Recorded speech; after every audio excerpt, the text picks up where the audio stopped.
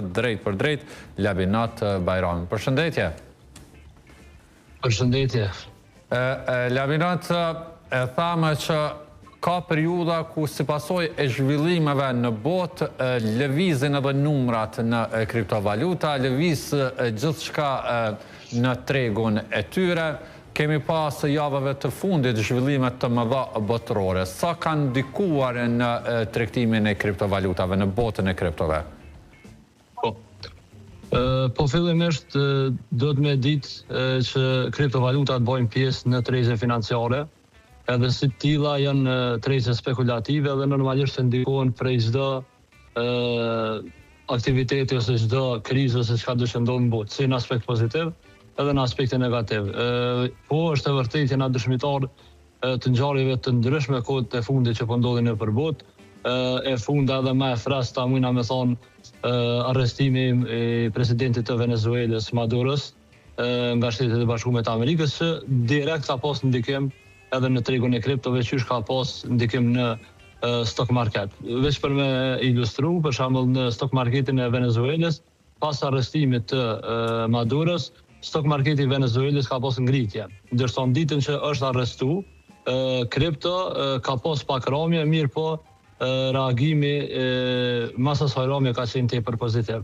Është normale që mos do ngjarje të tilla ose ngjarjeve të tilla që ndodhin në botë, sidomos kur kanë të bëjnë me lufta ose me çështje të tilla ekonomike, ndikohet edhe kripto. Të marr parasysh se prej trezëve financiare është tregu financiar më i ri, edhe për momentin më i varfuni, që shumë më lehtë ndikohet prej këtyre ngjarjeve që kanë peshë të madhe, sidomos e thash edhe më herët, kur bëhet fjala për lufta ose për çështje të ndryshme të mëdha ekonomike.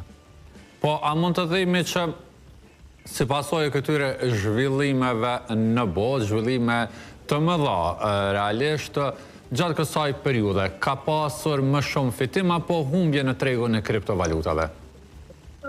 Realisht, deri në 4 muajt e fundit, humbja ka qenë shumë më e madhe se sa që ka pas fitim në tregun e kriptove. Mirë po, kjo është skenari ose kjo është, le të themi, loja e cila vazhdimisht luhet në trezët financiare, edhe vazhdimisht fiton pakica. Mirë po, kësaj here, këta 3-4 muajt e fundit, gjendja për një me ka qenë ka aspekti fitimeve shumë negative, shumë njerëz vetë se janë ndërzu prej tregut të kriptovalutave, gjatë që na bën me dije që njerëz ose tregtarët cilët janë duke u marrë me kripto janë në gjendje depresive sa i përket tregut të kriptove. Kjo në shikim të parë është negative, për arsye se largohen njerëzit prej investimit në kripto për shkak të frikave të ndryshme, mirë po në aspekt afatgjat ose në aspekt ose në logjikën se çysh do të më investu në trezë financiare,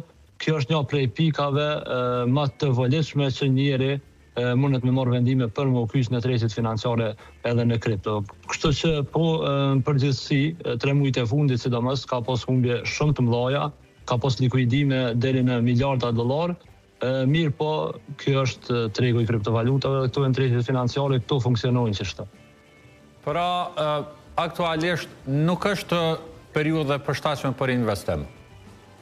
Jo, si mas mendimit tem edhe rregullave të trezëve financiare, është një rregull i artë, i thjesht, i cili nëse praktikohet menoj që shumica e njerëzve kishin me pas sukses, është që kur shumica friksohen, do të me investu, kur shumica lakmojnë, do të me i tërheq investimet. Kështu që tash jemi në fazë depresive në trezë financiare, sidomos në kripto, shumica janë duke u friksu, edhe si mas meje edhe këtij ligji që e përmena, i vjen që është kohë e mirë për investime. Mirë, po normalisht investimet gjithmonë do të me ndodhë me plan, edhe mos me u bë veç me një zonë caktuar, mirë po me pas një plan që okej, unë po investoj tash, po edhe nëse tregu shkon më poshtë ose kena rëmje më të mëdha, e kam edhe një sasi tjetër ku investoj që me arrit në mesatare më të mirë, që kur vjen ngritja pastaj me pas fitime më të mira, po gjithashtu edhe me dalë prej minusit sa më shpejt. Po në këtë situatë ku po e përshkruan si depresive për ata të cilët merren me kriptovaluta, cilat janë kriptot më të përshtatshme për të investuar aktualisht? Po nëse dojna me folë me siguri, me u bazu, ka është me sigurt, atëherë gjithmonë do të me shku me dy, le të themi mbretërit e kriptovalutave. I pari është Bitcoini, normalisht, i cili udhëheq tregun, edhe i dyti që i udhëheq coin tjerë ose altcoin se quhen në kripto, që është Ethereumi, nëse dojna me shku me të sigurtën.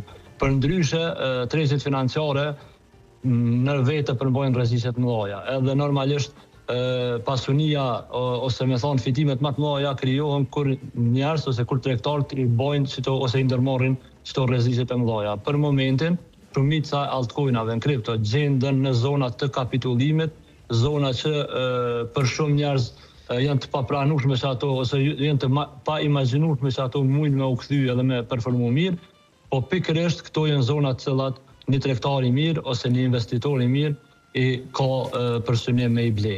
90% të coinave që sot janë të listuar në përkombimore të ndryshme në për kriptovaluta janë në zonë të kapitulimit. Tash normalisht kur përzgjedhet investimi, duke i largu Bitcoinin edhe Ethereumin që janë investime më të sigurta, se këto tjerat kur dënë me përzgjedh me investu në njërin prej tyre, atëherë normalisht dosh me i bë disa analiza, do të me bë një kërkim ose një research para se me investu, e jo veç me investu me një projekt, i cilin projekt të ardhme në ashtimunet me kanë edhe dështim edhe me dështu krejt, sepse na kena po këto mujt e fundit që projekte, për shembull që kanë ekzistuar në kripto që 5-6 vjet, kanë ardhur në një moment që janë shu si projekte për shkak që nuk kanë pas hyra që me mujt me vazhdu mirëmbajtjen e tyre dhe zhvillimin e tyre. Kështu që para se me investu normalisht një kërkim me bë, me u konsultu me ekspert fushës, sot dhe kena internetin, kena inteligjencë artificiale, shumë lehtë mujna me ju qas dijes edhe kërkime ose researchat ndryshëm,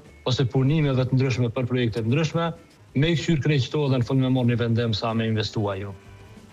Po, Labinat, të falenderoj shumë për këtë lidhjet drejt për drejt në Rreth e Rrotull. Falenderit edhe juve për ftesën, ditën e mirë.